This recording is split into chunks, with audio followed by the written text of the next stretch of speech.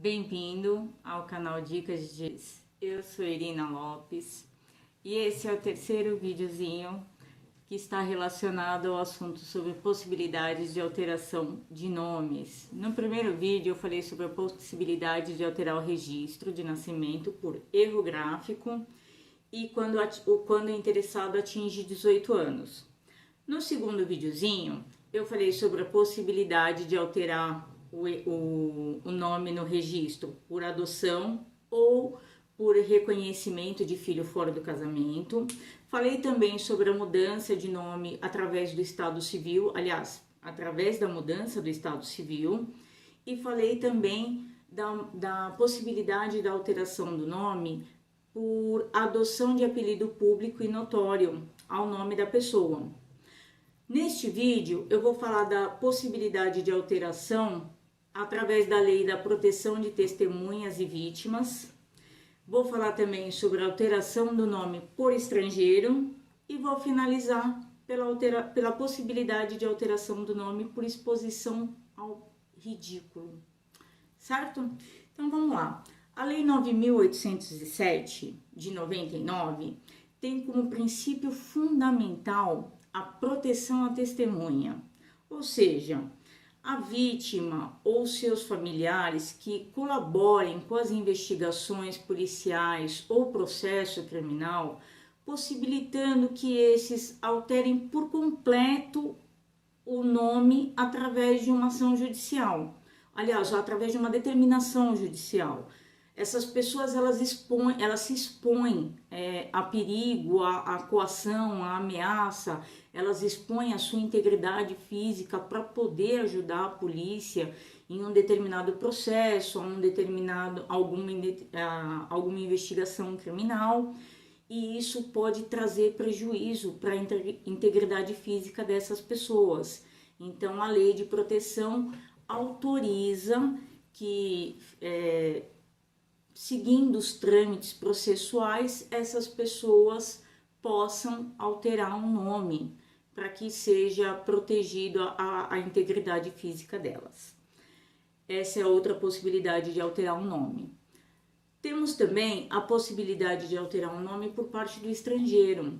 Todo estrangeiro, quando ele chega no Brasil, ele, seja na condição de permanente ou temporário, ele faz um cadastro aqui, um cadastro de nacionalidade, tanto como temporário, tanto quanto permanente. O que acontece é que às vezes esse estrangeiro vem de um país ou de uma nacionalidade que a grafia é muito diferente que a nossa, ou que a linguagem é muito diferente da nossa, a pronúncia é diferente da nossa. Quando chega aqui e é feita a documentação, percebe-se que o nome da pessoa no país dele tem um sentido, no nosso país tem outro. E aí fica, soa diferente, soa estranho, às vezes pode até soar um pouquinho vexatório. Então, nesses casos, faz-se uma adaptação do nome da pessoa. Também é feito via judicial, porque aí você não vai expor o estrangeiro ao ridículo, ou vai expor o estrangeiro àquela situação de ficar repetindo a pronúncia do nome dele o tempo todo. E há casos também em que se torna impronunciável, porque nem todos os dialetos, as sílabas são pronunciadas do mesmo jeito,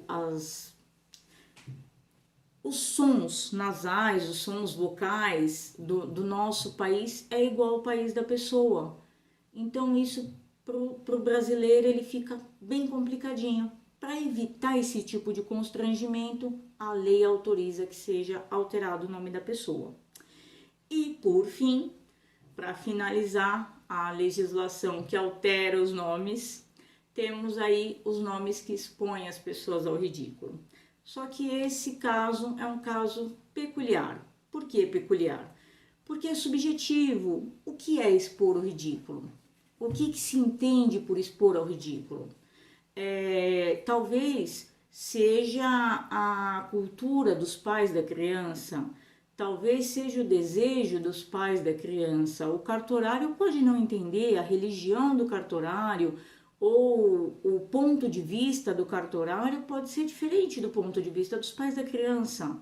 Então, ele pode entender que os pais estão expondo a criança ao ridículo, mas de repente para os pais não.